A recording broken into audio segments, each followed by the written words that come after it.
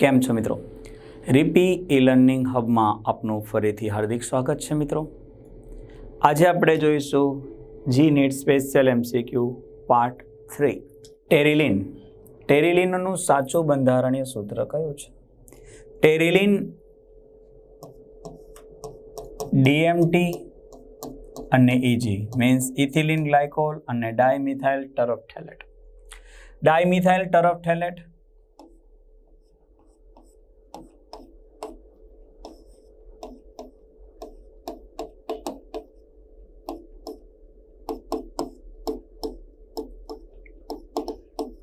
અને ethylene glycol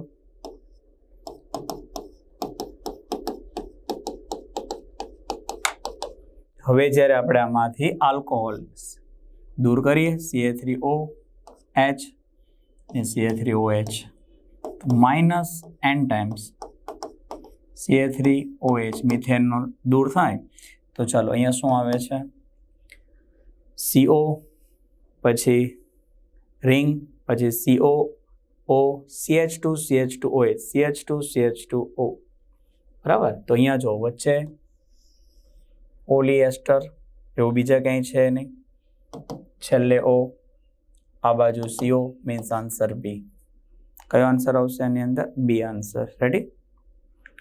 ચલો બ્યુના N ના મોનોમર કયા કયા છે? બ્યુના N માં બ્યુટાડાઇન અને એક્રિલોનાઇટ્રાઇલ. બ્યુટાડાઇન અને એક્રિલોનાઇટ્રાઇલ બરાબર. આ રીતે આપણે જોઈએ વેલેન્સી ખાલી એમને હાઇડ્રોજન નથી કર્યા તો બ્યુટાડાઇન અને એક્રિલોનાઇટ્રાઇલની તમે અંદર જોઈએ તો 1 2 3 4 1 2 3 તો શું બ્યુટા 1 3 ડાઇન બ્યુટા 1 3 ડાઇન અને અહીંયા તમે જો તો પ્રોપેન આ જે છે પ્રોપેન બરાબર એટલે 3 કાર્બન એટલે પ્રોપ કહીશું prop 2 in 1 nitrile prop 2 in 1 nitrile 3 carbon છે અને દ્વિબંધ છે 3 કાર્બન એટલે પ્રોપેન દ્વિબંધને કારણે આપણે લખશું પ્રોપ પ્રોપ પછી 2 in બીજા પર in 1 nitrile prop 2 in 1 nitrile અને આ કોણ બ્યુટા 1 3 ડાઇન બ્યુટા 1 3 ડાઇન અને prop 2 in 1 nitrile means answer D. Terylene હમણાં જ કીધું ટેરિલિનની અંદર શું આવે તો આપણે હમણાં કીધેલું એ પ્રમાણે આન્સર સી ડાયમિથાઇલ ટરફથેલેટ અને ઇથિલિન ગ્લાયકોલ. એસિડ લચકપણાનો ગુણધર્મ ધરાવે. લચકપણું PHBV ની અંદર આપણે 2 મોનોમર જોઈએ છે. એમાં પહેલો જે મોનોમર છે બીટા હાઇડ્રોક્સી બ્યુટેરિક એસિડ અને beta hydroxy વેલેરિક acid. Beta hydroxy બ્યુટેરિક acid અને બીટા હાઇડ્રોક્સી વેલેરિક એસિડ. તો બીટા હાઇડ્રોક્સી બ્યુટેરિક એસિડની અંદર બીટા હાઇડ્રોક્સી વેલેરિક એસિડની અંદર કયો ગુણધર્મ છે જે PHBV માં થાય તો અહીંયા આપણે જોઈશું પિતા માતા. પિતા માતા યાદ રાખવા માટે પિતાનો ગુણધર્મ સરળતા અને માતાનો ગુણધર્મ લચકપણાનો. તો ચાલો અહીંયા લચકપણા એટલે માતાનો ગુણધર્મ જે છે તો એ કોને 5 એસિડ વાળો મીન્સ કે વેલેરિક એસિડ જે છે તો અહીંયા જો 1 2 3 4 5 1 2 3 4 5 ઓકે 3 હાઇડ્રોક્સી પેન્ટેનોઇક એસિડ અને સામાન્ય નામની અંદર જઈએ તો beta hydroxy વેલેરિક acid. Beta hydroxy વેલેરિક acid માતા મીન્સ લચકપણાનો ગુણધર્મ એનામાં રહેલો છે અર્થાત આન્સર આવશે ડી. સેલ્યુલોઝ ડાયએસિટેટ. સેલ્યુલોઝ ડાયએસિટેટ આગળ બી આપણે ચાવી આપેલી છે કે સેડારીસેના એ અર્ધસંશ્લેષિત છે. સેડારીસેના એ અર્ધસંશ્લેષિત છે. બેકેલાઇટ. બેકેલાઇટ એમાંથી તો phenol formaldehyde resin. Phenol formaldehyde resin Bakelite. ઇલાસ્ટોમરમાં આંતરાણ્વીય આકર્ષણ બળ કેવું હોય? ઇલાસ્ટોમરની અંદર આંતરાણ્વીય આકર્ષણ બળ એ નિર્બળ હોય. ક્લિયર? નાયલોન 6 પોલિએમાઇડ છે તો નાયલોન 6 ના 2 મોનોમર કયા? HMDA અને એડિપિક એસિડ. હેક્ઝામિથિલિન ડાયમાઇન અને એડિપિક એસિડ. હેક્ઝામિથિલિન ડાયમાઇન અને એડિપિક એસિડ. તો ચાલો હેક્ઝામિથિલિન ડાયમાઇન અહીંયા પણ છે, હેક્ઝામિથિલિન ડાયમાઇન અહીંયા પણ છે. એડિપિક એસિડ એટલે 6 કાર્બન વાળો એસિડ, 4 ને 2 6 અહીંયા થાય છે. અહીંયા કંઈ થતું નથી, જો અહીંયા પ્રોબ્લેમ છે. માટે આન્સર બી. નીચેનામાંથી કયા સંયોજનો નિર્લેપ વાસણ બનાવવા માટે, મતલબ કોટિંગ વાળું, તો કોટિંગની અંદર તો બે આપણે ચાવી આવેલી 2 છોકરી નિશા ઉષા ઓન નો ટેન્શન, તે એમાં આવશે પોલીટેટ્રાફ્લોરોઇથિલિન, ટેફલોન, પીટેફ, નિર્લેપ વાસણોની બનાવટમાં. ટેરિલિન સંઘનન પોલિમરનો પ્રકાર છે, તેમાં કયો પદાર્થ ઇથિલિન ગ્લાયકોલ સાથે, તો હમણાં આપણે જોયું કે ભાઈ ટેરિલિનની અંદર DMT ઇઝી ડાયમિથાઇલ ટરોફ્થેલેટ, એટલે એમાંથી ટોફ્થેલિક એસિડ અને ઇથિલિન ગ્લાયકોલ, આપણા ટરોફ્થેલિક એસિડ અને ઇથિલિન ગ્લાયકોલ. ક્લિયર? કુદરતી રબર આઇસોપ્રીન, પોલીઆઇસોપ્રીન મીન્સ કુદરતી રબર, તેનો મોનોમર કયો આવશે? આઇસોપ્રીન. CF2 double bond CF2 double bond CF2 શું બને આમાંથી? ટેફલોન, પોલીટેટ્રાફ્લોરોઇથિલિન, એનો monomer CF2 double bond CF2. યોગ્ય રીતે જોડાયેલો નથી.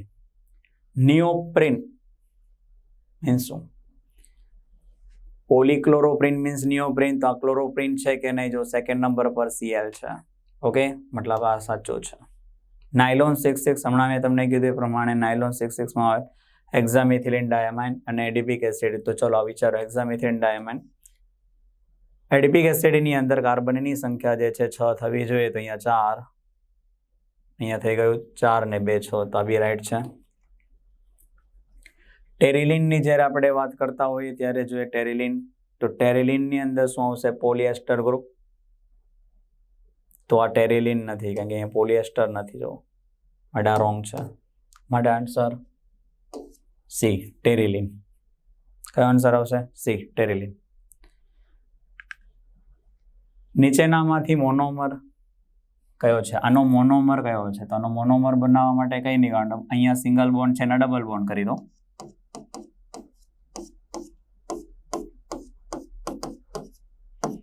ચાલો આ બની ગયો.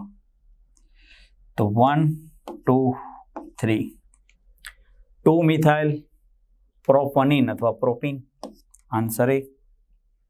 ઓકે, સેલ્યુલોઝ એ કયા સંયોજનનો પોલિમર છે? ગ્લુકોઝ બાયોમોલિક્યુલ્સની અંદર આવે છે. તો પોલિમર ચેપ્ટર ચાલે, બાયોમોલિક્યુલ્સ એટલે પોલિમર શબ્દ છે એટલે આપણે આ લીધો છે કે એમાં શું આવે છે, તો કે ગ્લુકોઝ. ઓકે, એક્રેલિન સખત શિંગડા જેવા અન્ય ઊંચો ગલનબિંદુ ધરાવતો પદાર્થ છે, તો નીચેનામાંથી કયું બંધારણ ધરાવે છે? એક્રેલિન મીન્સ શું આવશે? પાન, ઓર્લોન, પાન મીન્સ પોલી એક્રિલોનાઇટ્રાઇલ, તો આ થઈ ગયું તમારું poly એક્રિલોનાઇટ્રાઇલ, answer C. Ready?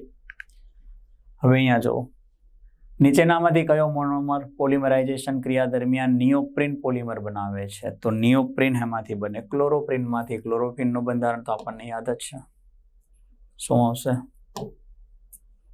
Ready? Clear? ચાલો, કયો પોલિમર શૃંખલાની લંબાઈ પર આધારિત છે? શૃંખલાની લંબાઈ પર આધારિત છે. શૃંખલા લંબાઈ, સ્ટાર્ચ, ન્યુક્લિક એસિડ, પ્રોટીન નહીં, પોલિસ્ટાયરીન. શું આવશે જવાબ? પોલિસ્ટાયરીન, કે જેની અંદર સ્ટાયરીન ના મોનોમર જે છે એકબીજા સાથે જોડાઈને લાંબી શૃંખલા બનાવે છે, અને શું કહે છે આપણે? પોલિસ્ટાયરીન મીન્સ કે એ પોલિમર શૃંખલાની લંબાઈ પર ડિપેન્ડેડ છે. નીચેના પોલિમરનો મોનોમર કયો છે? તો પોલિમરના મોનોમર બનાવવા માટે મેં તમને જે હમણાં વાત કરી એ પ્રમાણે જવાનું છે કે આ જે સિંગલ બોન્ડ છે એને ડબલ બોન્ડ ટ્રાન્સફર મારી દઈએ. ચાલો આ ડબલ બોન્ડ અહીંયા આપણે લઈ લઈએ આવીને, તો આવું જે બંધારણ જે છે પાછું ડબલ બોન્ડ, તો આવું ક્યાં છે? CH2 double bond CH3 answer A. Clear? ચાલો આ કયો પ્રકારનો પોલિમર છે? અહીંયા કાર્બનની સંખ્યા 6 ને અહીંયા કાર્બનની સંખ્યા જે છે પણ 6 થાય છે અને પોલીએમાઇડ વર્ગનો છે. તો આ જે છે કોનું ઉદાહરણ છે? Nylon 6X. નાયલોન 6X જે છે કયો પોલિમર છે? કોપોલિમર. કયો પોલિમર છે? કોપોલિમર. તો મિત્રો thank you so much for watching. આવા MCQ સાથે ફરીથી મળીશું. Good bye. Take care.